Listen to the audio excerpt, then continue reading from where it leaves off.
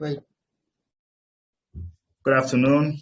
My name is David Oluwadamlola. I'm my teammate here for blockchain. Hi, this is Sandeep. Yes, and the title of our project is using machine learning algorithm in reducing insurance fraud. And our instructor is Dr. Rasmin Mitra. So we'll go to the abstract. Yeah, so the abstract, it talks about insurance fraud that actually existed since the inception of insurance organization. We have different types of fraud originated from different crimes, but in most cases, their intentions demand damage to the insured items for the purpose of obtaining the goods for free. Also, spotting insurance fraud can prove to be a tedious job, as not every claims can be continuously investigated. Again, this process is not only expensive but also time consuming. This study proposed to model that utilize computer technology to build a fraud prevention barriers that not only provide a trusted environment for customers, but also reduce the percentage of such illegal fraudulent activities on a large scale. What are the keywords we use? Fraud detection, insurance, machine learning, unsupervised learning, and policy order. Next slide. Yeah, problem scope. Okay, insurance policies refers to the contractual agreement between an insurer and a policy holder, where the insurers may pay the policy holder an agreed sum of money for the policy, and the policy holder needs to pay a regular premium to the issuer. The process of capturing this and completing insurance payments relies on several processes where multiple parties interact to initiate, maintain, and close various kinds of policies. Traditionally, this system have relied on manual interaction between the transaction parties, which resulted in increased length of time and transaction process and settlement of payment. This has raised several concerns on the security of the process due to insurance fraud. The crime caused loss to these insurance providers to the tune of millions in settling fraudulent claims. Insurance fraud is carried out by exploiting the numerous loopholes in the manual system of transaction processing and even in the fraud investigation. Next slide, please. Yeah, the continuation of the problem scope. The problem scope is further aggravated by the fact that existing systems are also inadequate and inefficient. Even though improvement in computing and communication technology have improved and promoted growth, such as automated process in the insurance policy process, this system will suffer from performance bottlenecks. These factors increase the cost of insurance services and become a general burden for society. As a result, practitioners and researchers are looking into exploiting futuristic technologies to eradicate the problem of insurance fraud. Data mining and text mining have been traditionally used in fraud detection. Okay. The machine learning methods used in fraud detection can be primarily categorized into supervised, semi-supervised, and so on supervised method in the era of big data analytics. Using machine learning algorithm for fraud detection seems as a viable solution. Next slide, please.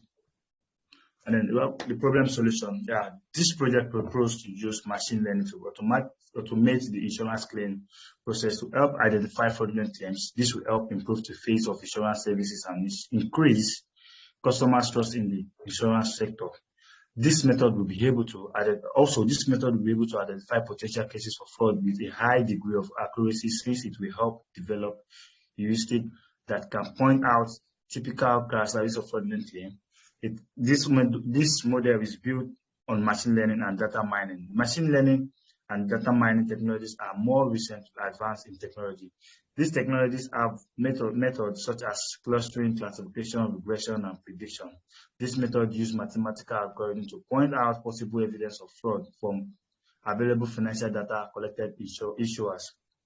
Also, successful models for fraud detection have implemented methods such as unsupervised anomalies detection through outliers detection algorithm like k-nearest neighbors or one-class support vector machine, also known as OCSVM, and clusters analysis. Continuation of the problem solution. This method will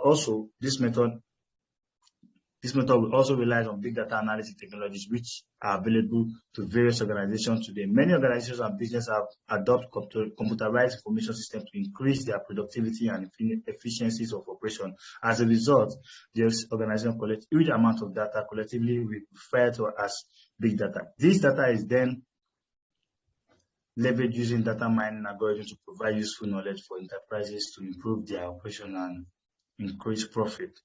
Traditionally, fraud detection relied on manual detection techniques where auditing techniques were employed to identify fraudulent claims. This method were complicated and consumed a lot of time from organizations using computerized fraud detection and automated the process of fraud detection and improve the efficiency of the overall process. Now, the following diagram illustrates the flow of the processing in the proposed method. We have the raw data, processing the data, whereby we clear data and transfer data to appropriate form.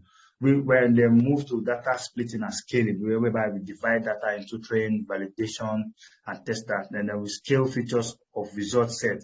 Then we move to the featuring engineering one hot encoding histograms features, which use classic machine learning method and also give us a result of model training, which is define model architecture and hyperparameters, select meaningful performance metrics, train the model, and it comes down to model tuning and evaluation, tunnel model parameters and architectures, evaluate performance and test machine beeping. Okay, and then you can see figure 1.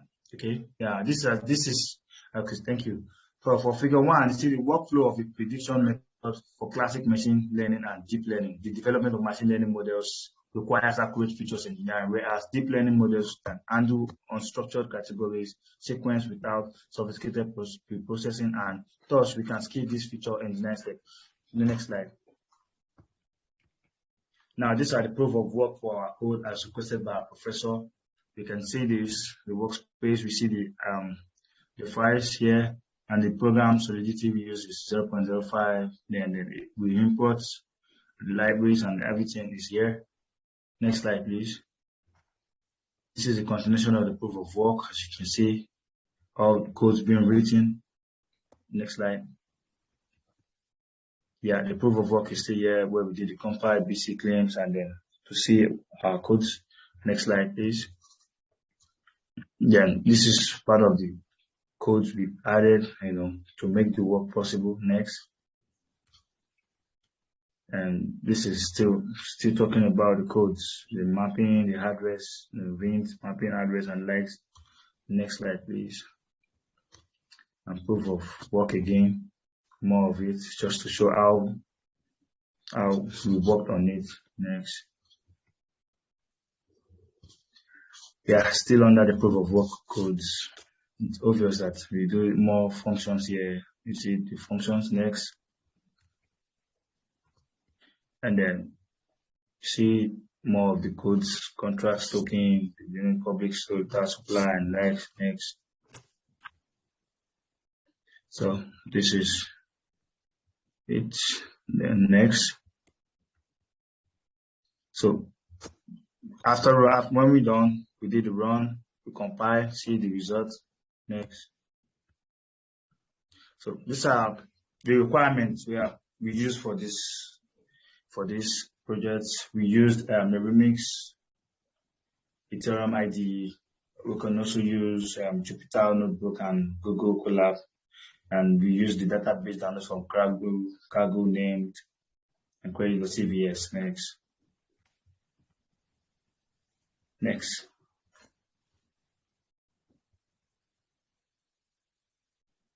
So we have the proof of code, and then I'll let my colleague to join and talk about the menu part.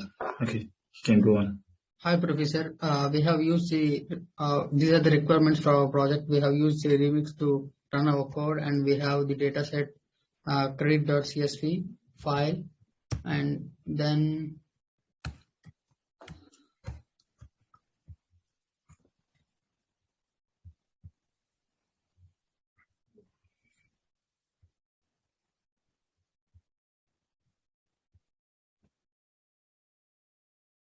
in the proof of work, these are the important libraries we have used. We have used the packages NumPy, Pandas, MATLAB libraries, and Seaborn and GridSpace libraries. And we have the next slide. Loading the data, and we have loaded the data set in form of CSV using pandas, and the best way to mount the drive is to collab. So we have copied the CSV file and we have given the input to the algorithm, the given data set. And second thing is we have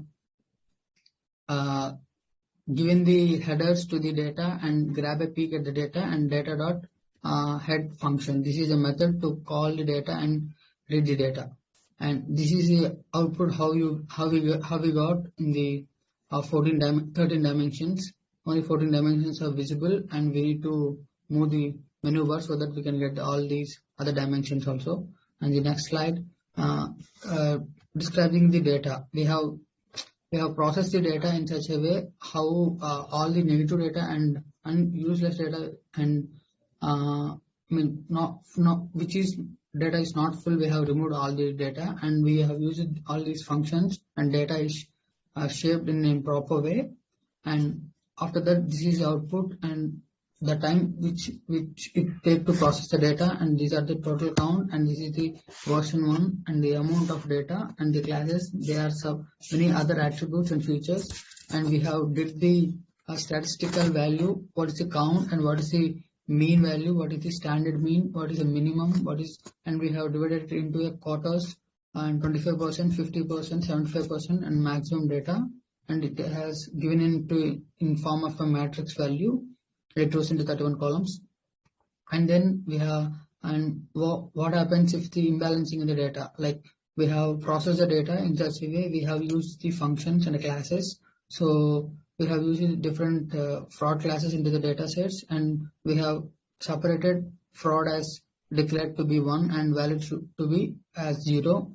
And then we have printed separately, and then we have create some use cases as fraud cases and valid transactions, and then we have gone through the other sides. Like after that, we got from the data set we got this fraud cases for 492 and the valid transaction. That means we don't have frauds are 2,84,315 test cases, and then the result is only 0.17% fraud transactions out of all these, and this shows the data is unbalanced and it needs to be balanced for the best accuracy. So we have removed the small amount of 0.17% of fraud transactions are also will be eliminating and getting the ideal value. And the next slide, this is how we have removed and this is the total count, and we after removing the 0.17% of fraud transactions, again the count, mean, standard and minimum, and the as I told you earlier, and we have did all the iterations again to do that. And the second thing is, this is how the output, the amount of details of fraud transactions are there. So the function calls fraud dot amount description. So this is how the transaction goes, and then based on the above output, it shows the average money transaction of the fraud ones is more, which makes this problem crucial to deal with. So, and while we are doing the challenges, we faced many issues with the data set processing of the data set, and then we have issues with the running environment. What are the challenges we have faced is developing a solution is in developing a suitable data set with the relevant labels to train the developer system to detect the fraudulent claims and minimal false truths. Because while we are taking a data set, we need to process a lot of data, and we need to label many attributes to the data set, and it also time consuming, and it is very difficult to find the attributes which we need to be listed. That is what is given here, and it is very difficult to create a suitable model for the fraud claims since the criminals frequently changes their tactics. That is why the dynamic nature of characteristics of fraud's claim make it to be difficult to learn the special features that indicate the fraud, so that we can create a model so that all the data will be modeled in such a way.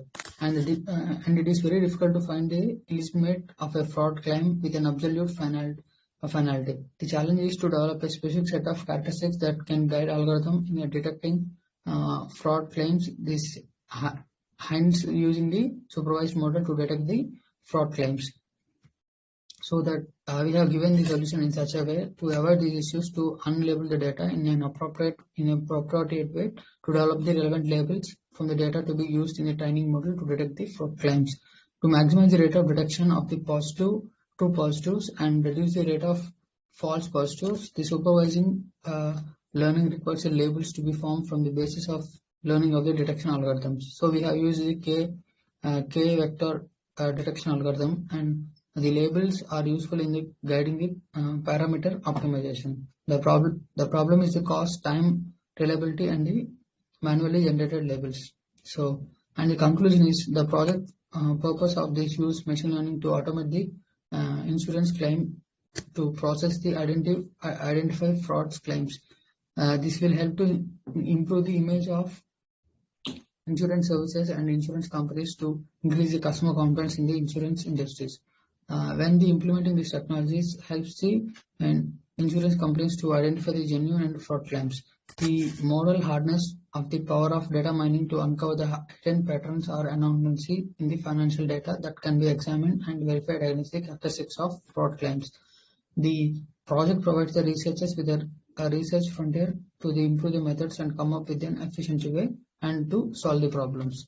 So to this we have added a blockchain attached to the existing problem, and the data mining algorithms works on the blockchain data which they have stored in a secured way, and the process goes as I told so far. And the list of contribution, and myself Sandeep, I have did the coding part and proposed solutions, challenges, and the drafting part, and my teammate David did the abstract, problem scope, and solution to the challenge, conclusion, and the references. And this is the code, given the below link is for the set of all the codes which we have used. Thank you, Professor. Thank you so much. So coming to the coding part, we have divided all the features into different modules, and we have collated and integrated that to get the required project. So we have separated as an claims and the insurance policies, insurance pool, own, safe math, tokening, and ERC. So coming to the claim part, we need to read the data and tokenize each data and enumerate the status: created, open, close, rejected, cancel. These are the attributes variables which have given based on the given data from the data set. So here the data will be read and it is authorized, and then it is triggered to the payment section, and it will be closed, and depends on the status of the payment, it will be enacting in such a way as per the given trained data set. And coming to the insurance policy, here we have imported the some other libraries, so that the process data before in the claim, the process data will be transferred to here, and it will address the policy stakeholder address and their policy status, and the amount of the policy they'll be going through it, and altogether they'll be having a data set. In that they will be tokenizing again, and they need to store in some kind of API or some other database. Here we use the API link so that we get the processor data from that, and we can use this again and get the updated status from here. So this is how the result will be, and it will be stored in the memory, and we will be getting an URL from the providable query. So in the insurance pool, it is an it's kind of a mixture of data. So all the tokenized and untokenized claimed data and fraud data, and everything will be there. By using the safe math thing, we have processing the data, and we have separated declared the safe math functions here. So this is how the safe math function goes, and we use some kind of overflow attributes, addition, subtraction, multiplication, and division. So these are the other use cases so that we won't get any occur any error or error message from here. And coming back to the insurance pool, so I told you about this safe math function. So this is the use of safe math function. So from here, the required user will be mapped to the processor data. From that processor data, it will be tokenized again, and they will be given a boolean value to the address which we stored in the memory. So from there, it will be given an authorized or unauthorized claim. From there, it will be having a lock-in time period. From there, it will be giving an the amount how much it should be. The claim amount should be declared, and there it will be going to the insurance vendor people, and from there it will be mapping to the correct vendor owner or correct vendor the customer. So from there it will be the loop will be iterated, and it will be again stored into the same place of the API which we have done. That this is the part there, and from there which the machine data available, it will be coming back to the database, and it will be stored in a separate table stating that it will these are the fraud or missing data or imbalanced data which we have explained you in the PPT. And this is the ownership. I mean, what the user will have all the data here, and it will have their insurance personal information about the insurance holder people. And this is a safe map which we have explained you before. So this is how the code works, and it's working very fine. And these are the screenshots which we have attached to you in the our presentation. Thank you, Professor. Thank you.